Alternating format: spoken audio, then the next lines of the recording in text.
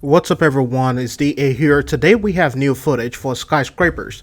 The devs confirmed that it will be free for all players, but the catch is that you will need to own Warlords of New York, mainly because this event is tied to that expansion and tied to New York. It is Skyscrapers obviously. The official name is called the Summit. All factions can be present in this event. Rogue agents can be present in this event. The floors will be randomly generated but not procedurally generated. In terms of objectives, they're going to be capture objectives, hunters, hostage rescue, or server destruction. There will be matchmaking, new gear sets, new exotics, and several new game mechanics that will be introduced in this new game mode. With that said, enjoy the rest of the gameplay, and I'll see you in the next one. Of challenging, you'll say challenging is what you want to matchmake for, just like a mission, like a normal main mission, and you'll get placed with a group on that section. Awesome. And as before, all of the Division 2 factions are present in the summit. The other thing I do want to clarify is that this will be free for all players who own the Warlords of New York expansion. So with TU11, you will have access to this. No med kit reliant. This is not the house. It is an SMG though, and we'll go over it a little bit later. It is called... Wait, Bruce, what is it called again? It's called the Backfire. Backfire. So I'll let people try and figure out how it works. Yes, this is free for people who own Warlords of New York. You do not need to purchase it if you own Warlords already. Can you talk a little bit how targeted loot works or is intended to work when this mode comes out, Mackenzie?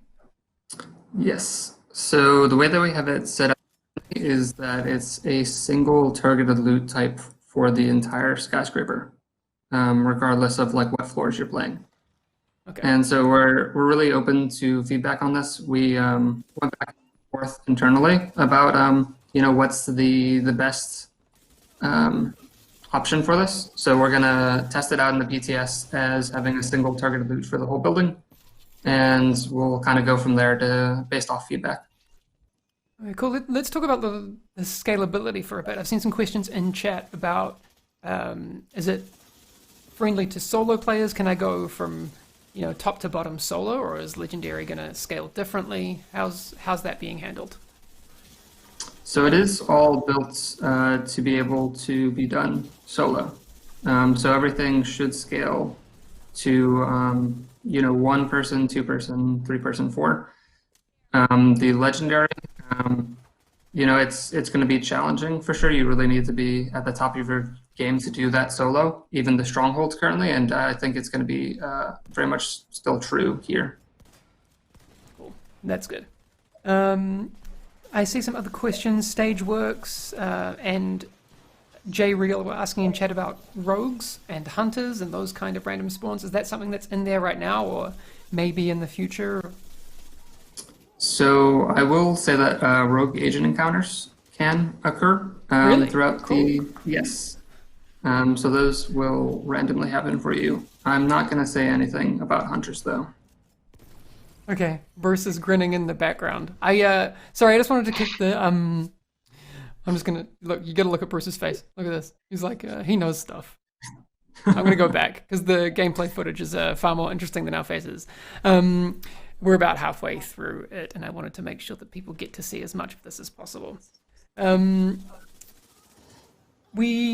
don't think we have a date for the PTS just yet. I'm going to check my notes again, and since oh no, I do have a date, but I'll get to that a little bit later in the stream. So make sure you hang around for news on when the PTS is becoming available, because we will have a bit of a discussion about that later in the stream.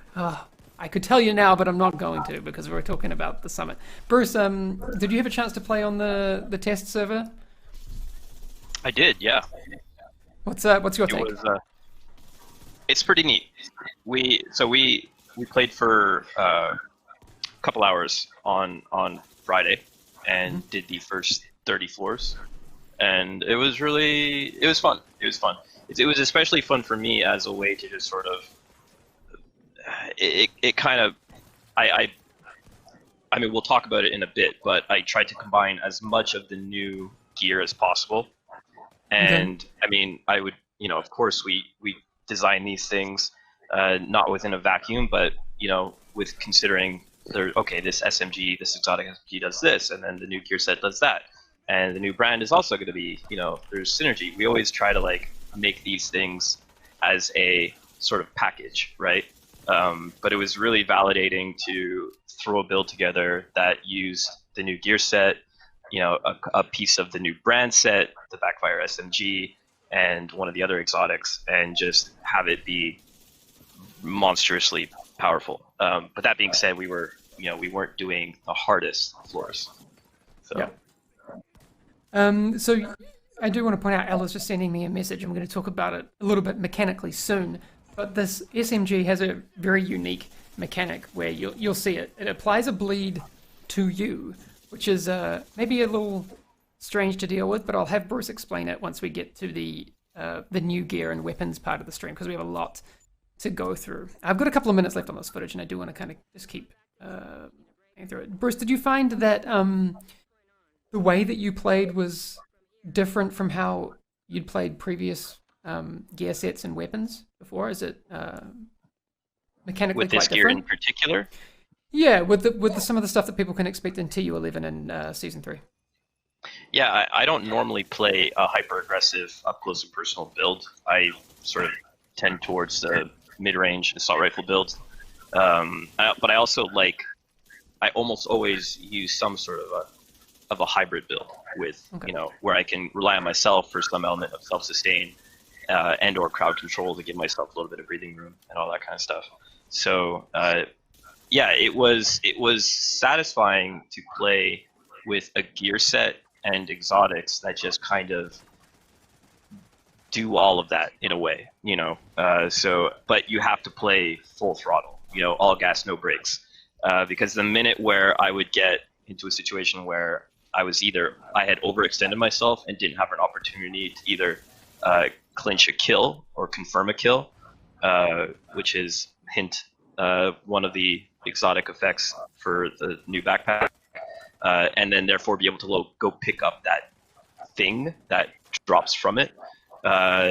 You could very easily get yourself into a sticky situation and get yourself plastered.